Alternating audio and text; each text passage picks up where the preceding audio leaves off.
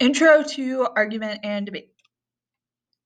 Now, notice how I write this down. You'll see this on the especially important slides, but just continue to take notes on your own throughout. These are vocabulary words that will be very important for you to do well on our mock trial. So our first word is refute. So to refute something means to prove a statement or theory is wrong or false, or to disprove. So if I were to say Adnan killed Hay, you might then refute my statement by proving that another character actually killed Hay. Refute. To qualify means that you agree with something or disagree with something, but only under certain circumstances. So for example, if I said, I believe high school students should have open campus lunch, I could qualify that statement by saying, I believe only juniors and seniors should have open campus lunch, but freshmen and sophomores should not. So I am qualifying my idea that students should have open campus lunch by explaining the circumstances that I agree with it. Defend means to speak in favor of an action or person. You're basically, to defend is to prove that your own statement is true. Claim. We know what a claim is. We've been using claim, evidence, and reasoning this whole time.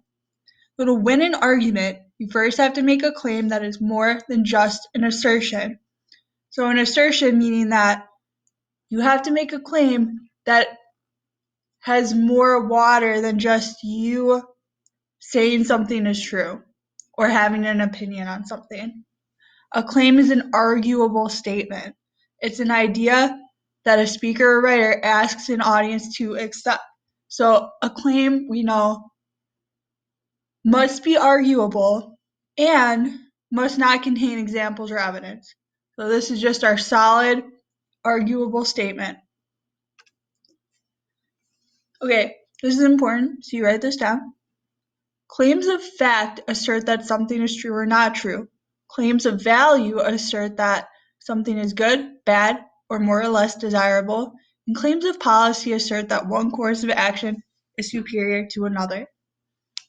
So this is just kind of expanding on what we already know about claims by breaking it down into 3 specific types of claims.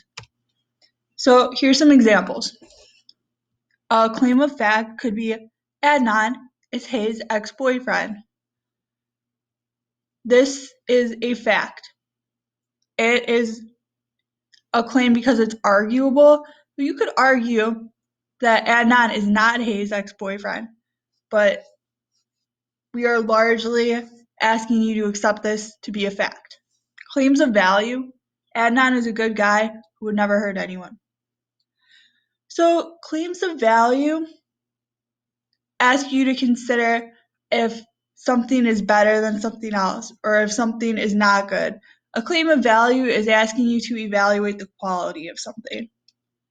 So this is my claim of value. He's a good guy. He would never hurt anyone. Arguable. Claim of policy. Students should not have a break between the end of the school day and sports practice because it leaves too much unaccounted for time. So this is referring to that window between the bell and the beginning of track practice where Adnan supposedly committed the crime. So this is a claim of policy. It is a policy that students are excused between the final bell and before track practice, and they can do whatever during that time. So this is a claim of policy. So I want you to try to think about your own examples. Think of a claim of fact, a claim of value, and a claim of policy. Write that in the comment. of my video. I'll look back. What's the difference? Look at my examples and write your own 3 examples.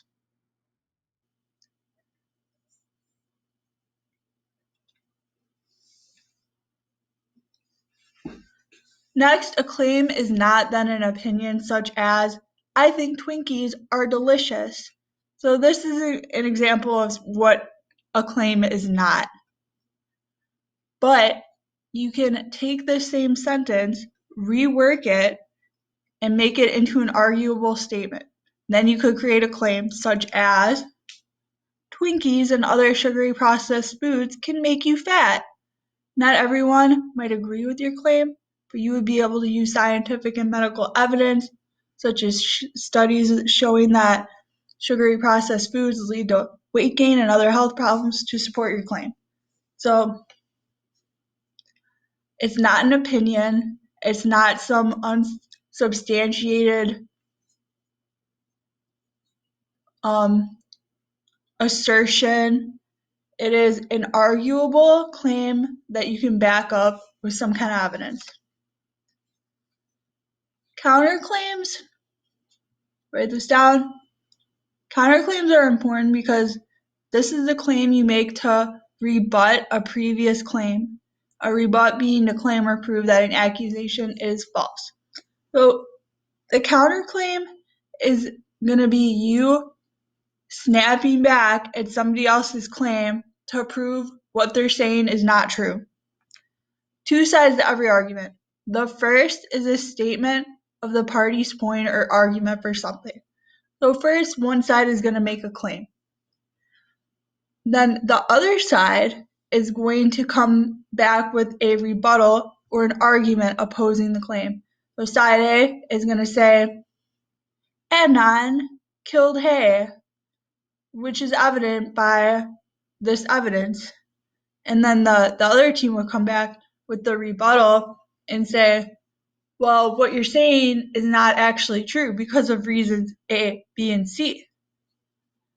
And furthermore, we're going to introduce our own reasoning behind our arguments and support those claims. So, like I said, the rebuttal is meant to kind of deteriorate or dismantle the other side's argument. So this is where we call out the other side for everything that's wrong with their argument. So it's also important when we're rebutting the other team's side. So I'm going to come from my side and say, Adnan definitely could not have killed Hay because our witness has seen him in the library during that time. Would be a stronger case than saying, well, Adnan is just a really nice guy and he would have never done it. So your stronger rebuttals are going to rely on facts, and that's going to be more solid than relying on emotion or diversion from the topic through personal attacks on the opponent. To attack a person's character rather than the argument is called an ad hominem attack, which is a logical fallacy. So you need to rely on the facts and not name calling, I guess. So quality rebuttals show contradictions in the first argument, which we've seen just listening to this podcast. I'm sure you already have a lot of contradictions in your head of where the story is, don't add up. An example I used here is when polls were taken about Obamacare, people who didn't view the president favorably were more likely to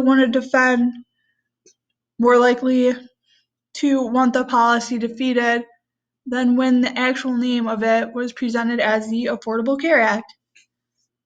So this is evidence that people were biased against Obama and not necessarily against the actual policy.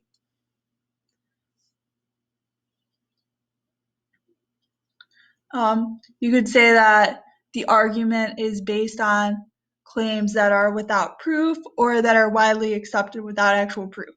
So you could say in your rebuttal, well, what you're arguing is just popular opinion and it doesn't actually hold any logical reasoning or real facts. The more points in the argument that you can dismantle, the more effective your rebuttal. So you're just going to listen to the other team's argument and just go point for point explaining why their argument isn't good. Evidence. We know all about evidence. We've been collecting data and evidence from this podcast throughout this whole time. It's used to strengthen a claim, support an argument, or reach a conclusion. And this is important that the evidence isn't the same as proof. Evidence allows for professional judgment, but proof is absolute and incontestable. So you cannot argue against something that is proven to be true. But most of our evidence that we have in this case is up for debate. Nice quote here. Without evidence to support them, any statements you make in your writing will have little or no value. They are simply opinions, and 10 people may have 10 different opinions, none of which is more valid than the others, unless there is clear and potent evidence to support it. So basically, you have claim, evidence, and reasoning. Without evidence and without reasoning, you just have a bunch of worthless opinions. Reasoning defined as the action of thinking about something in a logical, sensible way. Argument defined as a reason or set of reasons given with the aim of persuading others that an action or idea is right or wrong. A claim and evidence is worthless without reasoning. So claim, evidence, and reasoning, 3 essential parts. The part of the argument that is referred to as grounds is the data. So it's made up of data and hard facts plus the reasoning behind the claim. It is the truth on which the claim is based.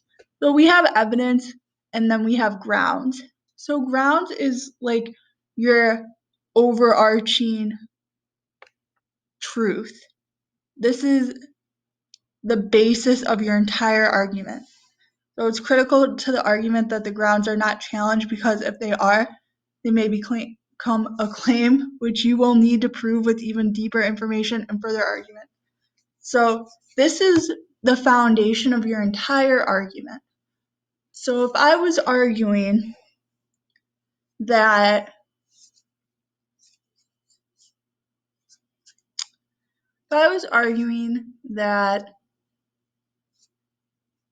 high school students should have open campus lunch, my grounds for that, the entire foundation for my argument might be other schools with open campus lunches do not experience any problems related to having open campus lunch. So if the other side found facts or data that proved my grounds are not true and that other schools do experience a lot of problems, then my whole argument would become invalid. That's why this is so important. And your warrant is what links the data and other grounds to the claim. So if your grounds is the foundation of your argument, your warrant is what links the grounds to the claim. For example, a hearing aid helps most people to hear better. So if this is my claim, a hearing aid helps most people to hear better, then my claim would be people who don't hear well should get hearing aids. And then this is my backing. So the backing or support for an argument gives additional support to the warrant by answering different questions. For example, hearing aids are available locally. We have grounds, the foundation of our argument. So in this case, in the hearing aid example, over 70% of all people over 65 years have a hearing difficulty. Warrant, a hearing aid helps most people to hear better. And then backing, hearing aids are available locally. So this is support for an argument by answering different questions. Like in this case, it's answering, well, are hearing aids why widely available?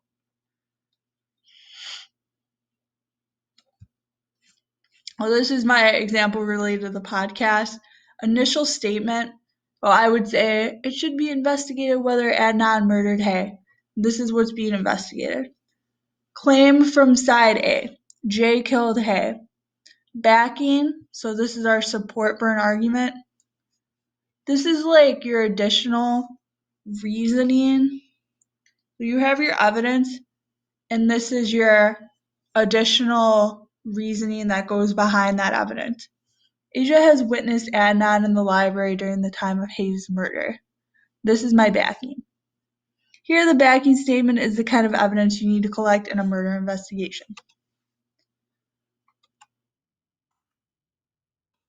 Okay. I know that was a lot, but think in the case of Adnan, and based off all the evidence you have gathered and tracked through episode 1 to episode 6, what claim would you make overall about this case? And then, what's your evidence? These are your facts, logic, statistics to back up your claim. Your reasoning explains how your evidence connects to your claim. The grounds is